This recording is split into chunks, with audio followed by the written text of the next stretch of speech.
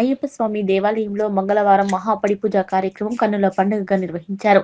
దౌలతాబాద్ ఆర్యవైశ్య సంఘం సభ్యులు మణికంఠ, మెడికల్ శ్రవణ్ కుమార్, అయ్యప్ప మాలధార కన్యస్వాములు సాయి కుమార్లు, గజ్వేల్ గురుస్వాములు మిట్టయ్య, దేవాలయ చైర్మన్ శ్రీనివాస్, దుర్గన్ స్వామి, సురేష్, గోపి స్వాముల ఆధ్వర్యంలో బందారం షేరిపల్లి దౌలతాబాద్ పట్టణ కేంద్రానికి చెందిన సాలిక సాయి కుమార్ శబరిమల యాత్ర సందర్భంగా మహాపడి పూజ నిర్వహించారు.